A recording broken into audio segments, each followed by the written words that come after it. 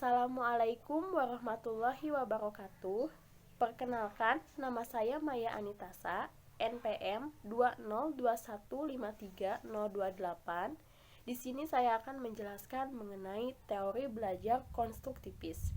Untuk memenuhi UAS mata kuliah Belajar dan Pembelajaran kelas A, jurusan Pendidikan Fisika, Fakultas Keguruan dan Ilmu Pendidikan, Universitas Siliwangi. Pengertian teori konstruktivis menurut para ahli. 1. Menurut Hill. Menurut Hill, teori belajar konstruktivis adalah tindakan mencipta suatu makna dari apa yang sudah dipelajari seseorang. Menurut Szymanski, yaitu aktivitas yang aktif ketika peserta didik melatih sendiri pengetahuannya, mencari tahu apa yang sudah dipelajari, dan merupakan proses menyelesaikan konsep dan ide baru dengan kerangka berpikir sendiri. Yang ketiga, menurut Carly dan Margareta, yaitu proses belajar yang diawali dengan adanya konflik kognitif sehingga akhirnya pengetahuan dibangun sendiri oleh peserta didik lewat pengalaman dan interaksi dengan lingkungan sekitarnya. Yang keempat, menurut Tobin dan Timmons, yaitu pembelajaran berlandaskan pandangan konstruktivisme yang harus memperhatikan 4 hal, yakni pengetahuan awal seseorang, belajar lewat pengalaman, interaksi sosial, dan tingkat kepahaman. Yang kelima, menurut Samsul Hadi, yaitu sebuah upaya membangun tata susunan hidup berbudaya modern. Nah, dari kelima pendapat ahli tersebut dapat disimpulkan bahwa konstruktivisme adalah suatu pandangan yang mendasarkan bahwa perolehan pengetahuan atau konstruksi atau bentukan dari orang yang sedang belajar yang diawali dengan terjadinya konflik kognitif yang pada akhir proses belajar pengetahuan akan dibangun oleh melalui pengalamannya dari hasil interaksi dengan lingkungannya. Ciri-ciri teori konstruktivis. Beberapa ciri dari pembelajaran konstruktivistik yaitu sebagai berikut. 1. Kerjasama. 2. Saling menunjang. 3. Menyenangkan atau tidak membosankan. 4. Belajar dengan bergairah. 5. Pembelajaran terintegrasi. 6. Menggunakan berbagai sumber. 7. Siswa aktif atau sharing dengan teman. 8. Siswa berpikir kritis dan guru kreatif. 9. Laporan kepada orang tua berwujud rapor, hasil karya siswa, laporan praktikum, dan karangan siswa. Prinsip-prinsip dasar konstruktivisme. Menurut Suparno tahun 1997 halaman 49, secara garis besar prinsip-prinsip konstruktivisme yang diambil adalah 1. Pengetahuan dibangun oleh siswa sendiri, baik secara personal maupun secara sosial. 2. Pengetahuan tidak dipindahkan dari guru ke siswa, kecuali dengan keaktifan siswa sendiri untuk bernalar. 3. Siswa aktif mengkonstruksi secara terus-menerus, sehingga terjadi perubahan konsep menuju ke konsep yang lebih rinci, lengkap, serta sesuai dengan konsep ilmiah. 4. Guru berperan membantu menyediakan sarana dan situasi agar proses konstruksi siswa berjalan mulus.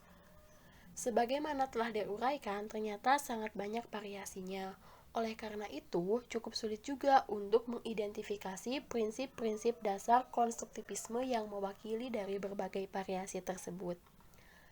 Ada juga pendapat lain yang menyatakan mengenai prinsip-prinsip konstruktivisme yaitu sebagai berikut. Pertama, pengetahuan merupakan hasil manusia dan bukan sepenuhnya representasi suatu fenomena atau benda. 2. Pengetahuan merupakan hasil. Ketiga, pengetahuan bersifat tentatif. Langkah-langkah pembelajaran konstruktivistik. Paul Suparno tahun 1997 halaman 69-70 menjelaskan beberapa ciri mengajar konstruktivistik adalah sebagai berikut. 1. Orientasi. Murid diberi kesempatan untuk mengembangkan motivasi dalam mempelajari suatu topik, dan murid diberi kesempatan untuk mengadakan observasi terhadap topik yang hendak dipelajari. 2. Elisitasi. Murid dibantu untuk mengungkapkan idenya secara jelas dengan berdiskusi, menulis, membuat poster, dan lain-lain. Murid juga diberi kesempatan untuk mendiskusikan apa yang diobservasikan dalam wujud tulisan, gambar, atau poster. 3. Restrukturisasi ide yang terdiri dari 3 hal, yaitu 1. klasifikasi ide yang dikontraskan dengan ide-ide orang lain atau lewat teman diskusi maupun lewat pengumpulan ide. Berhadapan dengan ide-ide lain, seseorang dapat terangsang untuk merekonstruksi gagasannya kalau tidak cocok, dan sebaliknya, menjadi lebih yakin bila gagasannya cocok. 2. Membangun ide yang baru. Ini terjadi bila dalam diskusi itu idenya bertentangan dengan ide yang lainnya atau idenya tidak dapat menjawab pertanyaan yang diajukan oleh teman-temannya. 3. Mengevaluasi ide barunya dengan eksperimen. Kalau dimungkinkan, ada baiknya bila gagasan yang baru dibentuk itu diuji dengan suatu percobaan atau persoalan yang baru. Kemudian, ciri atau langkah yang lainnya yang keempat, yaitu penggunaan ide dalam banyak situasi. Ide atau pengetahuan yang telah dibentuk oleh siswa perlu diaplikasikan pada macam-macam situasi yang dihadapi. Hal ini akan membuat pengetahuan murid lebih lengkap dan bahkan lebih rinci dengan segala macam pengecualiannya. Yang kelima, review bagaimana ide itu berubah. Implikasi teori konstruktivistik dalam pembelajaran. 1. Kurikulum disajikan mulai dari keseluruhan menuju ke bagian-bagian dan lebih mendekatkan kepada konsep-konsep yang lebih luas. 2. Lebih menghargai pada pemunculan pertanyaan dan ide-ide peserta didik. 3. Kegiatan kurikuler lebih banyak mengandalkan pada sumber-sumber data primer dan manipulasi bahan. 4.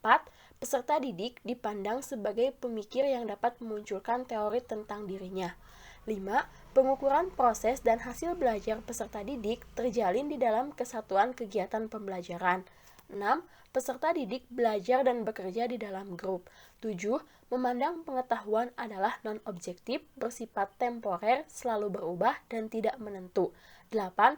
Belajar adalah penyusunan pengetahuan, sedangkan mengajar adalah menata lingkungan agar peserta didik termotivasi dalam menggali makna.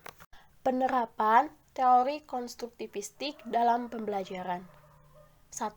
Membebaskan siswa dari belenggu kurikulum yang berisi fakta-fakta, lepas dari yang sudah ditetapkan. Dan memberikan kesempatan kepada siswa untuk mengembangkan ide-idenya secara lebih bebas. 2. Menempatkan siswa sebagai kekuatan timbulnya interest untuk membangun hubungan ide-ide atau gagasan-gagasan. Kemudian, memformulasikan kembali ide-ide tersebut serta membuat kesimpulan-kesimpulan. 3. Guru bersama siswa mengkaji pesan-pesan penting bahwa dunia adalah kompleks, di mana terjadi bermacam-macam pandangan tentang kebenaran yang datangnya dari berbagai interpretasi. 4. Guru mengakui bahwa proses belajar serta penilaiannya merupakan suatu usaha yang kompleks, sukar dipahami, tidak teratur, dan tidak mudah dikelola.